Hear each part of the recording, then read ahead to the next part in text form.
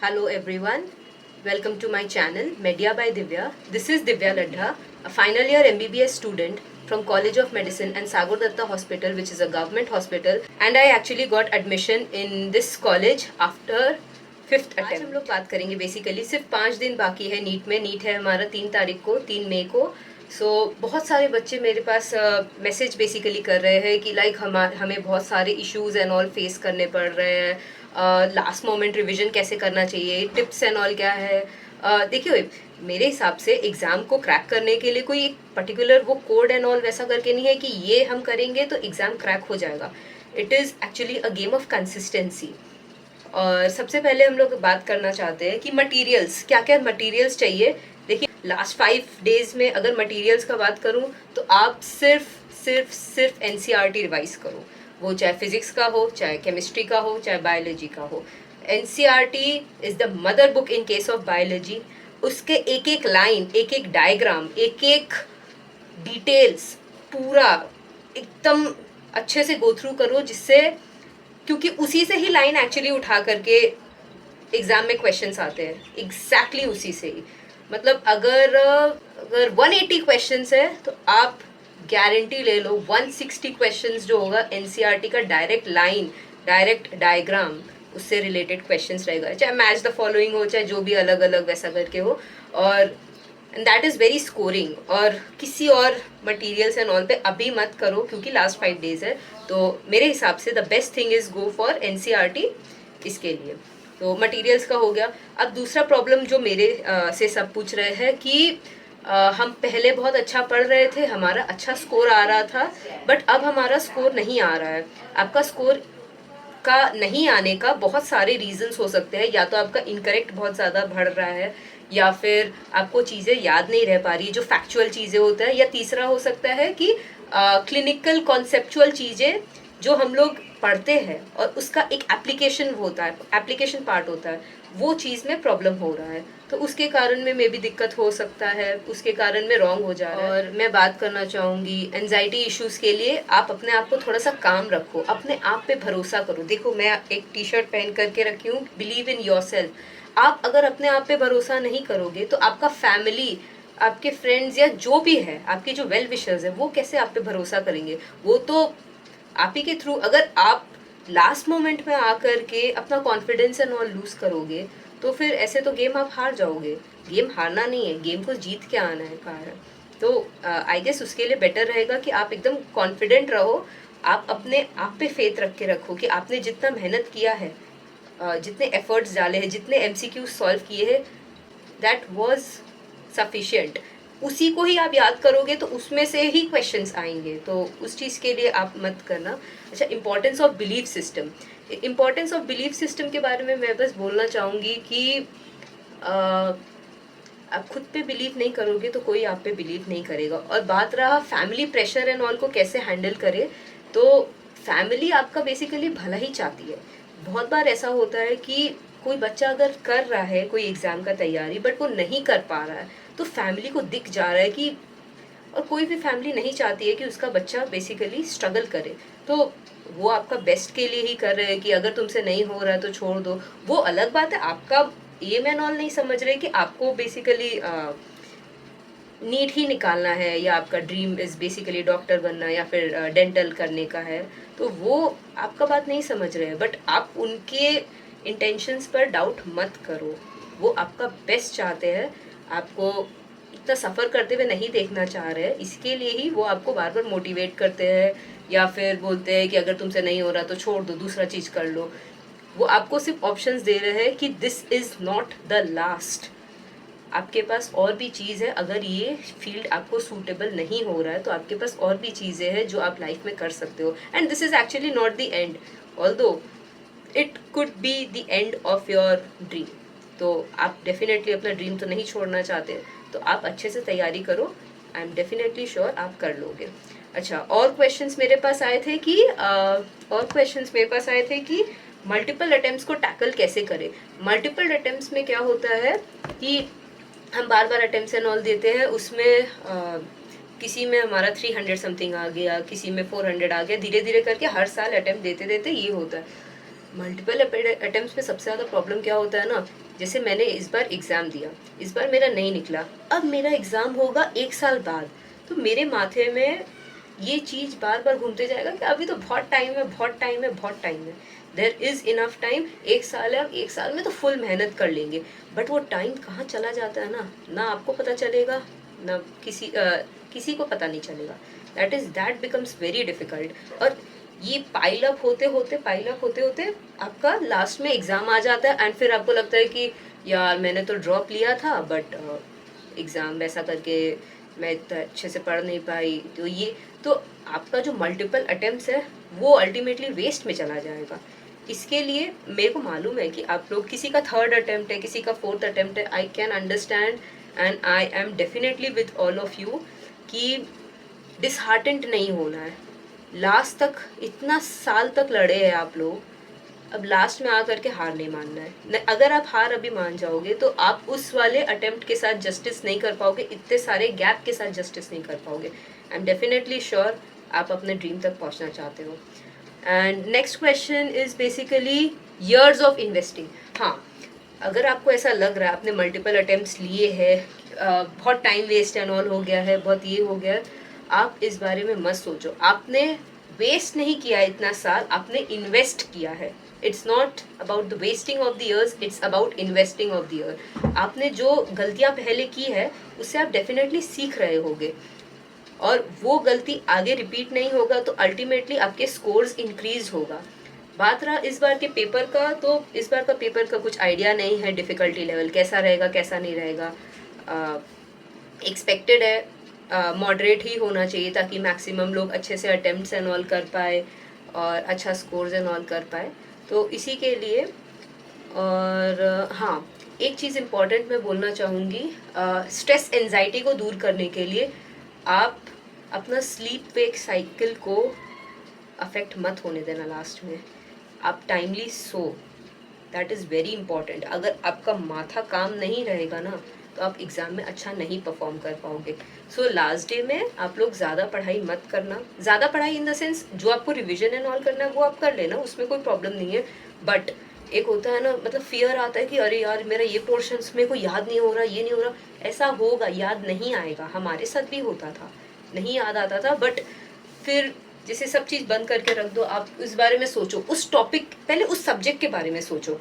उस सब्जेक्ट से, सब्जेक्ट हो गया बायो में किसी एक चैप्टर के बारे में सोचो जो आपको नहीं याद हो रहा है, वो चैप्टर के बारे में, वो चैप्टर कैसा दिखता था एनसीईआरटी में, क्या क्या पेजेस थे, वैसे करके ऐसे ऐसे करके आप रिकॉल करते जाओगे ना, तो वो बहुत बेनिफिशियल होगा। आपको कुछ कुछ याद आएगा कि हाँ यहाँ पे एक ड्राइंग बना हुआ था, यहाँ पे ये वाला टाइप का ड्राइंग बना हुआ था, वो ड्राइंग क्या चीज़ से रिलेटेड था, उससे रिलेटेड क्या क्या चीज़ पूछा था, कभी मैंने सॉल्व किया था। तो this is the game of recalling. आप जितना रिकॉल कर पाओगे उतना ही आप बेटर परफॉर्म कर पाओगे। और मैं वापस से कह रही हूँ, लास्ट मोमेंट में कुछ नया आप मत पढ़ना। जितना आपने पढ़ा है that is well and good, आप उसी को ही रिवाइज करो, that is more than sufficient. उसी को रिवाइज करके आप करोगे तो बहुत अच्छे नंबर्स आएंगे। अब बात रहा स्ट्रैटेजी का। स्ट्रैटेजी इज़ लाइक प्लानिंग, कि आप जो 3 घंटा है आपके पास, आप कैसे उस 3 घंटा में बेसिकली पेपर करोगे। जैसे मेरे केस में क्या हुआ था, मेरा बायोलॉजी स्ट्रॉन्ग था, तो मैंने सोचा था कि मैं बायोलॉजी से शुरू करूँगी। बायोलॉजी को आई गेस 90 क्वेश्चंस होते हैं। मेरा टारगेट था कि कुछ नहीं तो करके या तो 40 मिनट्स में मेरे को पूरा बायोलॉजी कंप्लीट करना है, वो चाहे जल्दी, जितना जल्दी हो सके, क्योंकि बायोलॉजी हर जन का स्ट्रॉन्ग पार्ट होता है। तो बायोलॉजी के लिए आप एकदम फटाफट, मतलब जितना जल्दी हो सके, या तो 45 मिनट्स में, एकदम 45 मिनट्स में आपको एंड करना ही पड़ेगा। केमिस्ट्री के लिए आपको 1 आवर लग सकता है, और बहुत जन का फिजिक्स एंड ऑल वीक रहता है, तो फिजिक्स में थोड़ा ज़्यादा टाइम लगता है, that too in calculations and formula recalling and all में, कि क्या फार्मूला लगेगा नहीं लगेगा। तो जो टाइम आप यहाँ पे बचा रहे हो ना, जो बायोलॉजी, क्योंकि वो आपका स्ट्रॉन्ग पॉइंट है, तो वो जल्दी जल्दी सॉल्व हो जाएगा अच्छे से अगर आप करोगे तो, और उसमें करेक्ट भी बेसी होगा। अगर जो टाइम आप यहाँ पे बचा रहे हो, वो टाइम आप वहाँ पे यूज़ कर सकते हो, वापस से चेक कर सकते हो कि क्या, क्योंकि पता नहीं है कि और ये बात याद रख के रखना, नीट का सबसे इम्पॉर्टेंट ये चीज़ है, 3 subjects, biology, chemistry and physics. Biology is for cracking NEET, chemistry is for cracking government college and physics is going to be for cracking a good rank. आपको अगर रैंक चाहिए आपको फिजिक्स पे ज़्यादा, क्योंकि बाकी दोनों सब्जेक्ट्स पे तो ध्यान सभी देंगे क्योंकि फेवरेट रहता है. फिजिक्स एक नेग्लेक्टेड सब्जेक्ट रहता है और नेग्लेक्टेड सब्जेक्ट में जनरली उतना ध्यान नहीं दे पाता, तो जिसका सब फिजिक्स अच्छा रहता है वो मोस्टली रैंक होल्डर्स रहते हैं. तो अभी आप उसके बारे में मत सोचना, अपने आप को डिसहार्टेंड मत होने देना, खाना वगैरह एकदम टाइम पे खाना. अगर एंजाइटी फील हो तो जस्ट अपने आप को एक जगह पे अलग कर लो and start doing deep breathing. जब आप डीप ब्रीदिंग करते हो ना तो ज़्यादा अमाउंट ऑफ ऑक्सीजन आपके बॉडी में जाता है, तो आपका माथा जो है जो मतलब एकदम डिस्ट्रैक्टेड हो गया है या कुछ समझ नहीं आ रहा, एकदम कन्फ्यूजन में है, तो उससे आप शांत होगे, थोड़ा शांत होगे, अपने बारे में सोचो, 2 मिनट पॉज लो कि क्यों मैंने ये जर्नी स्टार्ट किया था. अगर आपको उस जिस दिन ये चीज़ पता चला गया कि आपने क्यों इस जर्नी को स्टार्ट किया था, क्यों आपने ड्रॉप लेने का सोचा था, तो आपको वापस से उस चीज़ का मोटिवेशन मिल जाएगा and that will be helpful. ये है. और खाना वगैरह टाइम पे खाना है, स्लीप वेक साइकिल का बहुत ज़्यादा ध्यान रखने का है एंड पानी बहुत ज़्यादा पियो. पानी, क्योंकि अभी गर्मी का सीज़न है, गर्मी का सीज़न में और ज़्यादा हालत ख़राब है ना होगा, आप पूरा डिहाइड्रेटेड होगे. जब आप डिहाइड्रेटेड होते हो तब आपका और दिमाग नहीं काम करता है. तो definitely I don't want any one of you and I have faith in each and every one of you कि you will actually come out with flying colors. आप सब मुझे वापस से मैसेज करके बोलोगी कि दीदी आपका जो भी सजेशंस था, क्योंकि मैं जस्ट एक स्टूडेंट हूँ, जो मैंने फेस किया, मैं देख रही हूँ कि आप भी सेम चीज़ फेस कर रहे हो. और दूसरा एक इस चीज़ के बारे में ज़रूर ध्यान रख के रखना कि अभी एट प्रेजेंट कोई रिलेटिव, कोई फैमिली की कोई ताने एंड ऑल कुछ के बारे में मत सोचना. जैसे MS धोनी मूवी में वो MS धोनी ने उसको डक किया था जब उसका सिलेक्शन नहीं हो रहा था, उसी तरीके से अभी सारे नेगेटिव थॉट्स को हम लोग को जस्ट उसको डक करना है. समय आएगा जब हम लोग सही जवाब देंगे उसका सिलेक्शन के साथ. तो अभी सिलेक्शन सबसे ज़्यादा इंपॉर्टेंट है. कोई भी नेगेटिव थॉट्स आ रहे हैं, सुसाइडल थॉट्स आ रहे हैं, सुसाइडल थॉट्स क्यों आ रहे हैं? तुम तो अपने मन से ये वाला पाथ चुने थे ना, तो क्यों आने चाहिए सुसाइडल थॉट्स? या तो तुमने जस्टिस नहीं किया है, या किया है तुम अंडर कॉन्फिडेंट हो. वो हो सकता है अंडर कॉन्फिडेंट हो पीपल, बट कॉन्फिडेंस रखना. यही तो वो टाइम है जहाँ पे मैक्सिमम स्टूडेंट्स एकदम अपने राह से भटक जाएंगे. कुछ लोग अटेम्प्ट ही नहीं देंगे डर के मारे कि नहीं मेरा तो प्रिपरेशन ठीक नहीं हुआ. प्रिपरेशन कभी भी पूरा नहीं होगा, सिलेबस कभी भी पूरा नहीं होगा. इतना चीज़ है, इतना सा दिमाग में कैसे याद रहेगा? गूगल तो है नहीं कि हम ऐसे सर्च करके करें और तुरंत वो आ जाए मेरे पास. तो जितना भी तुमने याद किया बस उसे रिकॉल करने का कोशिश करो. That is more than enough, उससे ज़्यादा कुछ नहीं है. और मेरे क्वेश्चंस, अच्छा मटेरियल्स का मैंने बोल ही दिया कि अभी एट प्रेजेंट 5 डेज में सिर्फ NCERT पढ़ो. अगर आपका फिजिक्स एंड केमिस्ट्री सही नहीं है तो फिजिक्स एंड केमिस्ट्री का सिर्फ फॉर्मूलाज याद रख लो, किस जगह पे कौन सा फॉर्मूला आपको लगाने का है वो याद रख लो. फिजिक्स और केमिस्ट्री के बेसिकली क्वेश्चंस में क्या होता है ना, या तो फैक्चुअल टाइप का आएगा, उसका आंसर यही होगा. सेंटेंस टाइप का क्वेश्चन रहेगा, 4 ऑप्शन रहेंगे, उसमें आपको देख करके समझ आ जाएगा कि यही आंसर होगा या नहीं होगा. और एक आता है तुम्हारा क्लिनिकल बेस्ड टाइप का क्वेश्चंस रहता है. उसमें क्या है, कोई चीज़ दे देगा बेसिकली, जैसे करंट एंड ऑल से रिलेटेड दे देगा, उसमें 4 चीज़ दिया हुआ है आपको, 4 चीज़ का वैल्यू दिया हुआ है और 5वां चीज़ आपसे पूछ रहा है. तो वैसे टाइप के क्वेश्चंस दे देंगे. तो उस टाइप के क्वेश्चंस में बेसिकली आपको रिकॉल करना पड़ेगा कि 4 चीज़ जो दिया है उससे हम कोई ऐसा वैल्यू निकाल सकते हैं जिससे वो दूसरा फॉर्मूला में डाल करके वो हो. मोस्टली वैसा ही टाइप का क्वेश्चन आता है. या फिर 4 चीज़ जो दिया हुआ है, जिसका वैल्यू दिया हुआ है, उससे कोई फॉर्मूला ऐसा बनता है जिससे 5वां चीज़ निकल जाए. और कैलकुलेशन मिस्टेक्स मत करना क्योंकि उधर पे ही नेगेटिव ज़्यादा होते हैं. केमिस्ट्री में क्वेश्चन आप ठीक से नहीं बोलते हैं, और स्पेशली क्वेश्चन एंड ऑल में अगर नॉट वगैरह दिया हुआ है कि क्या चीज़ इसमें से ऑप्शन कौन सा नहीं है, कौन सा है, जनरली हम लोग उसको जल्दी मारने के लिए, क्योंकि टाइम मैनेजमेंट ठीक नहीं होता है या फिर जल्दी ख़त्म करने के चक्कर में वो होता है. आप क्वेश्चंस ठीक से रीड करना, आंसर आपके सामने में ही रहेगा. बस आपको देखने में उसको आइडेंटिफाई करने में प्रॉब्लम होता है, बाकी हो जाएगा, चिंता नहीं करने का है. एंड यस, जाते जाते मैं बस इतना बोलना चाहती हूँ कि ये आपका गोल है, और आप जितना मैं इस कैमरे से दूर हूँ उतने ही दूर आप इस गोल अपने गोल से हो।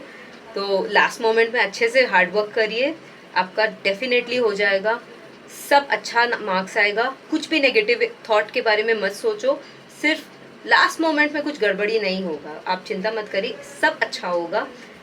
Hope for the best, and आगे जो होगा वो देखा जाएगा, क्या करेंगे क्या नहीं करेंगे। आप अपना बिलीफ बस मत टूटने दीजिए, बाकी जो होगा अच्छे के लिए ही होगा। I have faith in all of you, and all of you will come out with flying colours. All the very best. And अगर मेरा कंटेंट पसंद आया, मेरा हेल्प और किसी चीज़ से मैं हेल्प कर सकूँ, तो do reach me out at media bye Divya. Thank you so much.